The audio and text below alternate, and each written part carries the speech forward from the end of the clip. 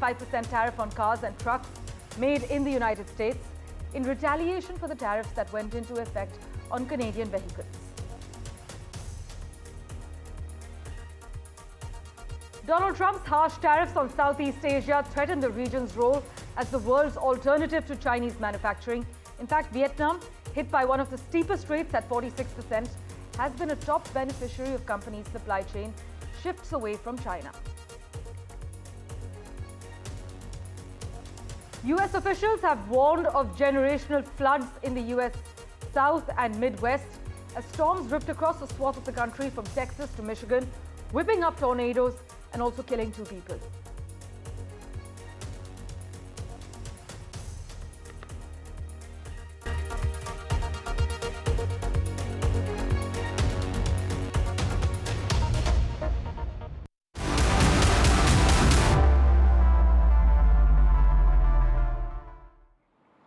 Well, a big focus, as per our sources, Prime Minister Modi will meet Bangladesh Chief Advisor Modi-Yunus today for the first time since the interim government took charge after the ouster of former Prime Minister Sheikh Hasina just last July. Prime Minister Modi and Bangladesh Chief Advisor Modi-Yunus were actually seated together, as you can see in those visuals, at a dinner hosted along the sidelines of the BIMSTEC summit in Thailand's Bangkok. This is from Thursday evening. The Prime Minister was seen seated between Mr. Yunus and Nepal's Prime Minister KP Sharma Oli.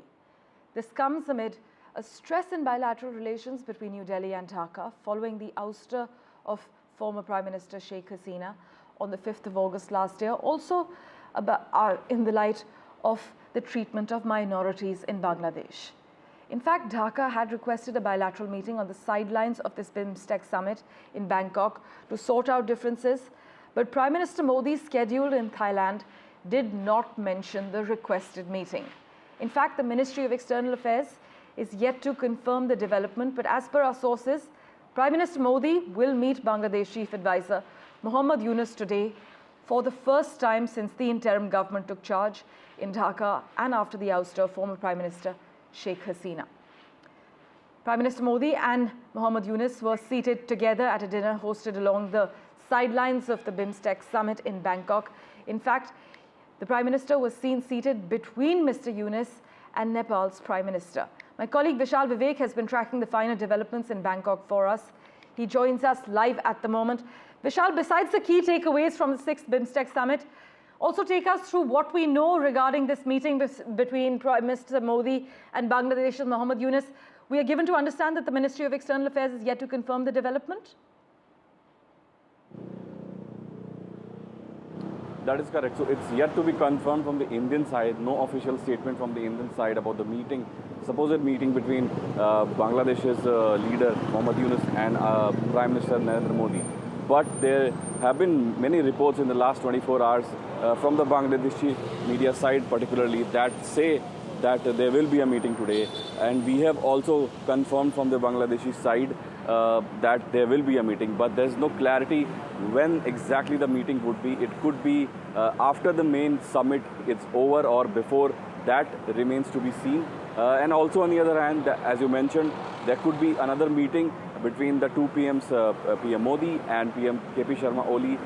There have been no meetings for almost a year now. Last time they met was in September in New York, I think. So, so 2 important meetings could happen today on the stage of BIMSTEC, on the sidelines of BIMSTEC, and BIMSTEC itself is in focus because we've been saying that it needs to step up. It's been around for about 3 decades now, but it hardly has any visibility.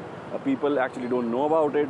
There have been many criticisms around the summit that even the full form of BIMSTEC itself is too hard to remember and pronounce. So those are one of the things that even experts have been telling. So all of that will be in focus when the meeting starts at 10 a.m. local time here, which would be about 11:30 for guys in India.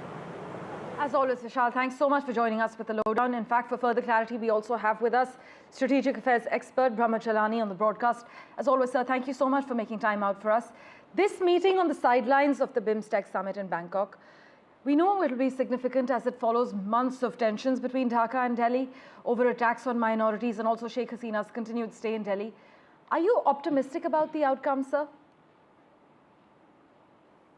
The timing is rather odd because Yunus has made no course correction. His alliance with Islamists continues. He has released terrorists and violent Islamists from jail, 174 prisoners linked to outlawed militant outfits like the ISIS-linked JAMB have been released by the Yunus regime. The human rights situation in Bangladesh remains grim. In fact, the Bangladesh Army Chief, General Zaman, said a few weeks ago that, quote unquote, we are going through a chaotic situation. This is the reality that Bangladesh has descended into jihadist chaos. And to make matters worse, Mr. Yunus is whipping up anti-India sentiment in Bangladesh and also working with India's adversaries. The Yunus regime a few weeks ago hosted an ISI delegation. The ISI delegation came on a secret visit. Right. And then in about 2 weeks from now, the Yunus regime will be hosting Pakistan's Deputy Prime Minister and Foreign Minister, Mr. Ishaq Dar. And as we all know that Mr. Yunus just recently went to China, where on Chinese soil, he made some unfriendly remarks about India, especially about India's northeastern region, the seven sister states in India's northeast. So given that background, the timing of this meeting, bilateral meeting between Yunus and Prime Minister Modi, seems a bit odd. Right, as always, sir, thank you so much for joining us with your views. We will, of course, keep in touch with you for regular updates and also to discuss the outcomes of this meeting. Well, as sir mentioned as well, Mr. Yunus's comments about including India's northeastern region and Bhutan, Nepal and Bangladesh as an extension of the Chinese economy during a visit to Beijing have led to misgivings in Delhi, so all eyes will be on this meeting and the impact that it's had on diplomatic relations and whether there's a thaw as well. With that, let's turn our attention to the other big story we're tracking. US stock markets have plunged after President Donald Trump's drastic tariffs ignited fears of wider economic turmoil. In fact, the S&P 500, it notched its biggest drop since 2020 as investors came to terms with the scope of Trump's assault on global trade. Major companies like Nike, Apple, and Target saw sharp losses. In fact, just to understand what kind of losses we witnessed, Apple, which relies on overseas production, actually lost more than $300 billion in market value, its largest single-day wipeout ever. Commodity prices slumped and the dollar wiped out all of its post-election gains. The trade salvo also led to many experts slashing their growth projections for the United States. In fact, some now predict a recession this year and hike inflation forecasts as well. Trump, though, defended his move, saying it would boost the economy. But China and the EU have vowed retaliation, warning of higher duties on American goods. In fact, the World Trade Organization, meanwhile, expressed concern, predicting a 1% drop in global trade volumes. Traders now fear the tariffs could stoke inflation and slow growth, as I mentioned. But Donald Trump says he's continuing with his approach and the markets will eventually boom. Listen in to Trump's remarks, followed by my colleague Mitch McCann's report from New York. Well, I mean, it's to be expected. This is a patient that was very sick. We really inherited a terrible economy, as you know, with a lot of problems, including loss of manufacturing and plants closed up all over the country. You know, we've lost 90,000 plants since NAFTA, if you think of that. 90,000, it's not even believable. And about 6 million jobs. And so it was a sick patient. It went through an operation on Liberation Day. And it's going to be a booming country, a very booming country. It's going to be amazing, actually. And we see it because we have trillions of dollars committed to come in, trillions.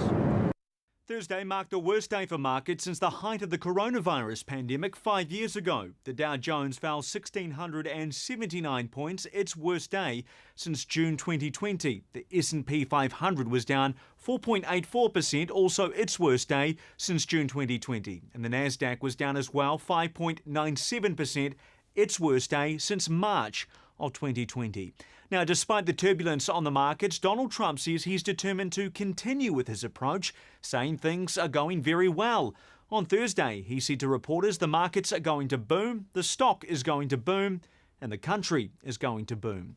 There were broad sell-offs across the market on Thursday, but let's start with some of the tech stocks that we've been looking at.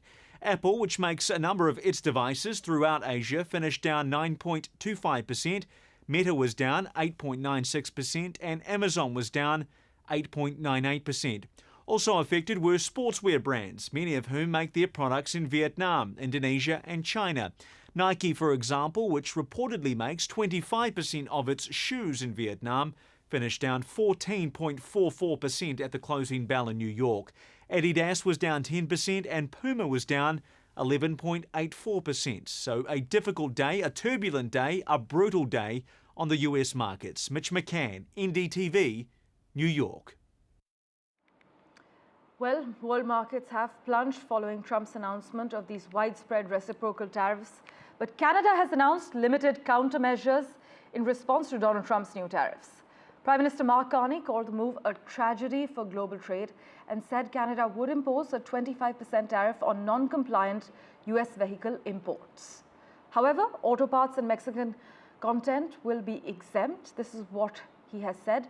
The countermeasure applies to $25.3 billion worth of imports and adds to previous Canadian tariffs on nearly $60 billion of US goods. Mr. Carney warned that while the US may eventually shift its approach, it could take time. But Trump's new tariffs, including that 10% baseline levy on all US imports, have already rattled global markets, as Mitch McCann was reporting as well. For the latest from Canada, let's go across to Vancouver. Maha Siddiqui joins us live at the moment. Maha, this trade war comes as Canada is in the midst of a federal election campaign. Take us through the latest developments. Yes, absolutely. And this issue has overtaken all other domestic issues as far as the election campaign is concerned. Right now, the focus of all the political parties here is on the trade war with the US, and they are all announcing measures that they would take if they come to power in Canada against the US, especially the Donald Trump administration and the tariffs that he's imposing. So this trade war is well and truly underway, and Canada is responding. And how? Now, Prime Minister Mark Carney has already said that 25% tariff will be levied on fully made cars coming in from the US. About 10% of the cars that come from the US that is exported from the US to Canada are non-CUSMA compliant. CUSMA is the agreement between US, Mexico and Canada. It is a done agreement. The agreement was earlier known as NAFTA, and that agreement was renegotiated during Donald Trump's previous tenure and is now known as CUSMA in Canada. Now, if the vehicles are non-compliant with CUSMA, then they will be levied with 25% tariff, and any foreign part, for instance, which is not part of this trade agreement between the three countries, will be separate levied with a tariff. So, for instance, if the steering wheel of a car is made, say, in Japan, then only that steering wheel will be that the value of that will be tariffed. Right. So clearly, what this will generate, as Mark Carney's office points out, is $8 billion annually, which they are saying they will invest in the workers and the industry that is being affected because of the US tariff. And this is a big issue, especially in the Ontario province, wherein Windsor Stellantis has already paused their production. As always, Maha, thank you so much for joining us with the latest details. By the way, Republican Senator Chuck Grassley has introduced a bill requiring congressional approval for new tariffs just a day after President Trump announced these sweeping import taxes. The bipartisan Trade Review Act of 2025 would block tariffs unless Congress signs off within 60 days. And this move signals growing dissent among Republicans as some lawmakers worry about economic fallout and impacts on allies like Israel as well. However, with Republicans controlling both chambers of Congress, the bill is unlikely to pass. Trump argues that tariffs will boost federal revenue and bring manufacturing back to the US, but economists, they remain quite skeptical at this stage. And with that, let's turn our attention to the devastation in Myanmar. Extreme heat and heavy rain in Myanmar could cause disease outbreaks among earthquake survivors camping in the open. This is what global aid bodies are warning. They've complicated the rescue efforts made difficult by a civil war, as well as the death toll there surpassed 3,000. Last Friday, 7.7 magnitude quake, one of Myanmar's strongest in a century, jolted a region home to 28 million, toppling buildings, as you can see on your screens, such as hospitals, flattening communities, and leaving many without food, many without water and shelter. The World Health Organization flagged a rising risk of cholera and other diseases in the worst affected areas, such as Mandalay, while it prepared $1 million of relief supplies, which actually includes body bags. Meanwhile, in other news, a deadly storm system sweeping across the United States now from Texas to Ohio. It's killed at least 7 people and left over a dozen injured. Tornadoes have hit areas in Tennessee, in Mississippi, and other states in the United States too. Well, the National Weather Service there warned of generational floods in the US South and Midwest as tornadoes swept the country from Texas to Michigan. About 15 million people in the US are under tornado watches from Ohio to Mississippi, and nearly 6 million people are under the watch, including people from Nashville and Tennessee. News and updates continue in a moment right after this very short commercial break. Do stay tuned.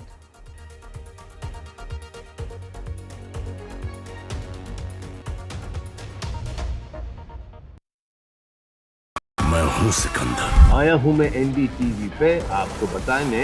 सच्चे दिल से की गई 100 गलतियाँ माफ, जानबूझकर की गई एक भी गलती के लिए कोई माफी नहीं। इस ईद पूरे परिवार के साथ सिकंदर देखना सिर्फ theatres.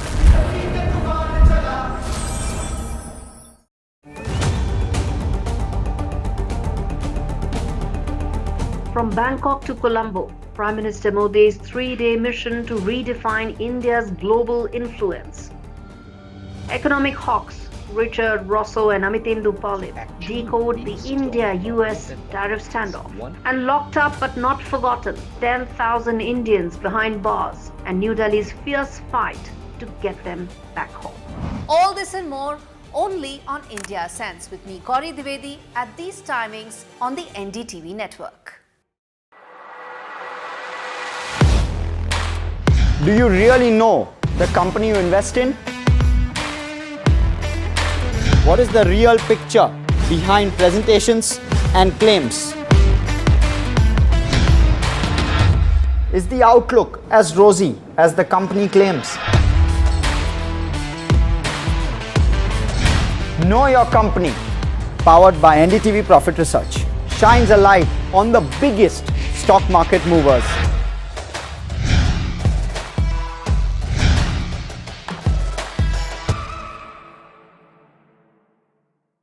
I've been reporting on all issues big and small from Andhra Pradesh, Telangana, rest of South India, bringing you all the action, all that you need to know, all that you want to know. The energy of Maximum City is infectious. I bring in that energy in our news coverage from financial capital Mumbai. Covering from the southernmost part of India over the last 23 years, I bring in-depth and 360-degree coverage from the Dravidian heartland. The land of Mishti is also known for its bitter politics. I have seen much water flow under the Howrah Bridge, covering Bengal in all its vivid colors.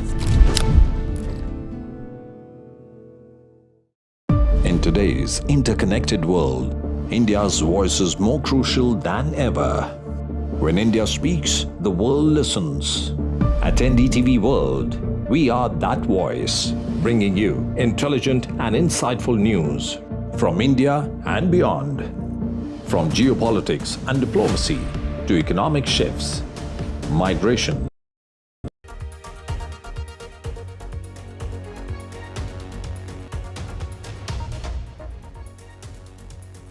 Meanwhile, a federal judge in the US has temporarily blocked Donald Trump's administration from cutting more than $11 billion in public health grants allocated to US states during the COVID-19 pandemic.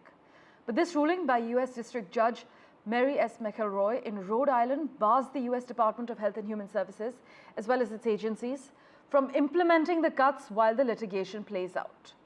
The grant funding was actually used by states to track and prevent and control infectious diseases, including measles and bird flu, as well as track mental health services and also fund addiction treatment. To Afghanistan now, where more than 200 health facilities run by the World Health Organization, providing medical care for 1.84 million people, have closed or ceased operations after the US aid cuts announced by the Trump administration shut off life-saving medical care, including vaccinations, maternal and child health services. On his first day in office in January, Donald Trump had announced an immediate freeze on all US foreign assistance, including more than $40 billion for international projects coming from USAID, which is the United States Agency for International Development. It was later confirmed that more than 80% of USAID programs had been cancelled. To understand the impact in Afghanistan further, we have with us live from Washington, D.C., Holly McKay at the moment. Holly, thanks so much for making time for us. The WHO has clearly warned that in Afghanistan, where health clinics have actually closed in 28 out of the 34 provinces, this is leading to a grave escalating humanitarian crisis. This is certainly really heartbreaking news. Afghanistan was already one of the worst humanitarian crises in the world, and this is undoubtedly making it significantly worse. And a big problem with these aid cuts is that over the 20-year US-led occupation in Afghanistan, the country became very reliant upon outside NGOs, outside funding, and outside groups to really bolster and keep its healthcare infrastructure alive. And so with these abrupt cuts, there are certainly many lives at stake. And I think it's important to remember that this really does go beyond politics. These are human beings and people that are in some of the most rural and some of the poorest communities who are already suffering, who are just going to be suffering even more. Right. Afghanistan, by the way, Holly, just for the benefit of our viewers, has already seen a rise in polio cases due to restrictions that were imposed by the Taliban on its vaccination program. What's worse is that the WHO says the availability of healthcare for Afghans may now worsen even further. Holly, so on ground zero, are people pessimistic about how this might play out? Yeah, I think Afghans have already been through so much over the past 25 years, and this is just another huge blow to what they're already enduring. I think we'll also see a really big hit to maternal care, to babies, to newborns, to mothers. And that is one of the most heartbreaking components of it, is that Afghanistan already is one of the highest maternal mortality rates in the world. And this will no doubt exacerbate that. And it's painful to see what they have to go through. And I can only hope that other countries, other organizations, other groups can donate, can somehow play a part in bridging that gap. And hopefully United States will at some point be able to resume that funding, because as I said, it really is human lives over politics. Well, Holly, as you've so appropriately put it, this goes beyond politics. Thank you so much for joining us with that update. We will, of course, keep in touch with you for regular updates on Afghanistan. Meanwhile, Hungary will leave the International Criminal Court because it has become political. This is what the country's Prime Minister Viktor Orban said as he welcomed his Israeli counterpart Benjamin Netanyahu, the subject of an ICC arrest warrant, to Budapest for an official visit. Standing beside Netanyahu at the start of the 4-day visit, Orban said Hungary was convinced the otherwise very important court had diminished into a political forum. Meanwhile, I must also inform you that hundreds of thousands of fleeing Gazans sought shelter in one of the biggest mass displacements of the war as Israeli forces advanced into the ruins of the city of Rafah, part of a newly announced security zone they intend to seize.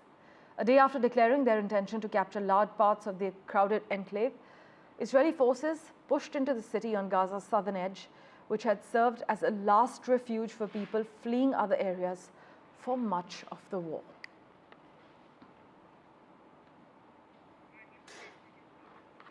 In fact, Israel has expanded its operations and seized Rafah's new security zone. Many are now fleeing this area. Hundreds of thousands are still in need of dire aid.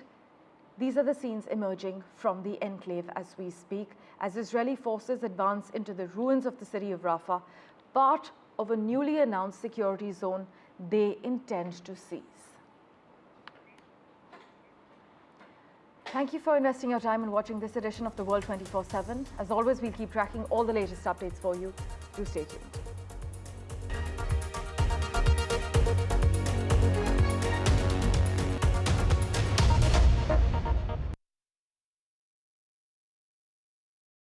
Bharat welcomes the world to a new era of creativity.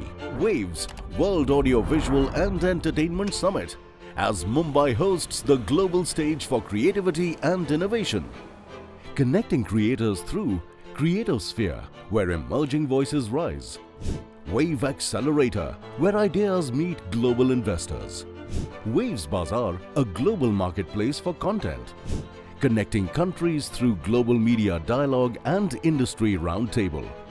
Bharat Pavilion, capturing India's rich history of storytelling. Waves के रूप में भारत एक ऐसा platform बनाने जा रहा है जिसमें दुनिया के एंटरटेनमेंट लैंडस्केप पर उसको बदलने की क्षमता होगी. From culturals to cinema, gaming to animation, fueling the next wave of entertainment. Connecting creators, connecting countries. Waves 2025. Unnoticed by all of these auditors. Is seeking more information on the trades and the all the transaction which has happened from the exchanges, both NSE and BSE. The Reserve Bank of India's supervisory officers, they are seeking compliance reports on their foreign currency borrowings by these banks. The DSS is actively engaging with the Reserve Bank of India to sort of ensure the thorough examination of the matter.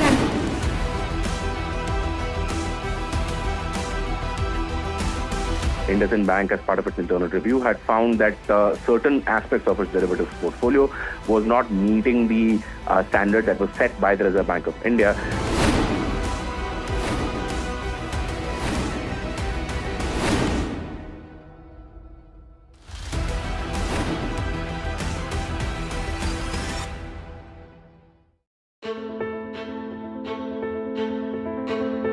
News is not just headlines. It is what impacts you. And news should never be mistaken for noise. What matters is the reality. Accurate, in-depth, and with the right perspective. For over 20 years, I have been a journalist, and never has clarity mattered more than now. At Newsnight, we go beyond the surface.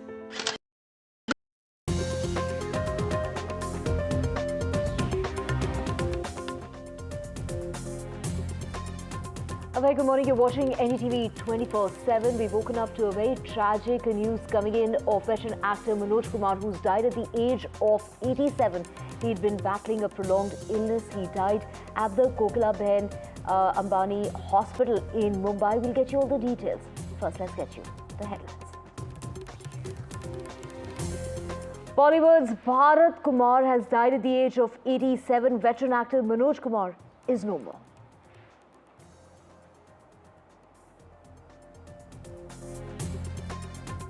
Waqf bill has been approved by the Rajya Sabha with 128 voting in favour of the bill against 95 who voted against.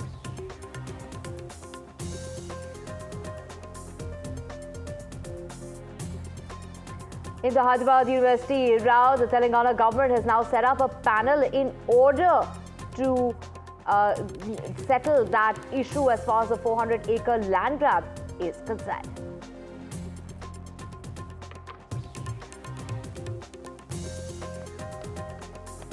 Prime Minister Modi is in Thailand. He's going to be attending the BIMSTEC summit today. Of course, he did meet with the Prime Minister of Thailand yesterday, and today, of course, is that big summit coming up before he departs for Sri Lanka later tonight. And the US markets have been hit hard by the Trump tariffs. We're talking about $2 trillion that have been wiped out at the US stock exchange. Now, this is the biggest wipeout that we're seeing since March of 2020. And the IMF is saying that tariffs pose a significant risk to global outlook. The chief of IMF is now appealing to the United States to reduce the uncertainty.